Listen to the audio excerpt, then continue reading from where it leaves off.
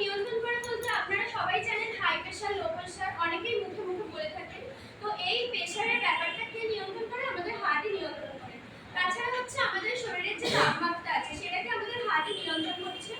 তাছাড়া আমাদের যে কাজকর্ম করা, বিভিন্ন রকমের কাজ করা, এক্সারসাইজ করা, এইগুলো আমাদের হার্টই আমাদেরকে হেল্প করছে করতে।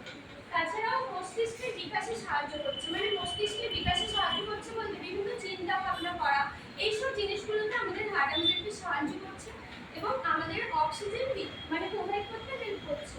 যেমন আমাদেরকে বিশুদ্ধ রক্ত দিতে আমাদেরকে সাহায্য করছে, যার জন্য যদি আমাদের হার্টের কোনো সমস্যা থাকতো, আমরা যদি অক্সিজেনটা না পেতাম আমাদের তো শ্বাসকষ্ট হতো। তো আমাদের কিন্তু শ্বাসকষ্ট হচ্ছে না, মানে আমাদের হার্ট আমাদের ঠিকঠাক মতো কাজ করছে। নেক্সট হচ্ছে হৃদরোগের প্রকারভেদ। হৃদরোগের প্রকারভেদ কি কি হয়?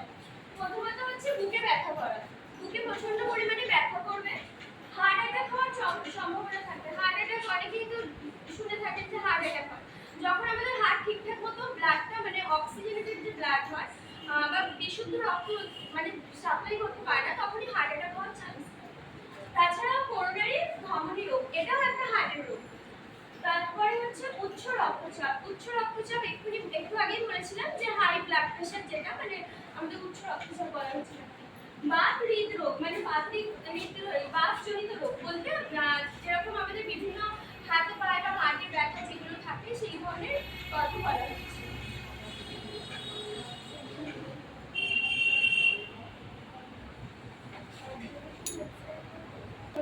উচ্চ রক্তচাপ রোগের লক্ষণগুলো কি?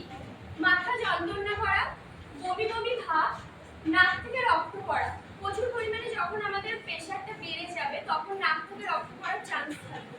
তাছাড়াও হচ্ছে ক্লান্তি ভাব, কোনো কাজ ঠিকঠাক মতো করতে না পারা, খুব পরিমাণে ক্লান্ত লাগা। তাছাড়া হচ্ছে শ্বাসকষ্ট, শ্বাসকষ্ট হবে যেহেতু ঠিকঠাক মতো আমাদের ব্লাডটা সার্কুলেশন হচ্ছে না, তার কারণে আমাদের শ্বাসকষ্ট হবে প্রচুর পরিমাণে। অনিয়মিত হৃদস্পন্দন হবে এবং দৃষ্টিশক্তি কমে যাওয়া, ঠিকঠাক মতো দেখতে না পাওয়া, ঝাপসা ঝাপসা দেখা, আর হার্ট অ্যাটাক হওয়ার সম্ভাবনা থাকবে। এটা যখন খুব বেশি পরিমাণে বেড়ে যাবে তখনই হার্ট অ্যাটাক হওয়ার সম্ভাবনা থাকবে বা নাক থেকে রক্ত পড়া, এইসব ব্যাপারগুলো থাকবে। মাথা ঘোরাটাও থাকবে, মাথা ঘুরবে। পুষ্টিকর খাদ্য খেতে হবে, খাবারে লবণের পরিমাণটা কমিয়ে দিতে হবে এবং কাঁচা লবণ খাওয়া যাবে না। আর তেল জাতীয় খাবার, তৈলাক্ত খাবার এগুলো খাবেন না। তাছাড়া হচ্ছে যেমন খাসি মাংস, এইসব জিনিসগুলো যত পারবেন কম খাওয়ার চেষ্টা করবেন। নিয়মিত ব্যায়াম করবেন, খাদ্যে লবণের পরিমাণকে কমাতে চলেছি, ওজন পরিমাপ করা।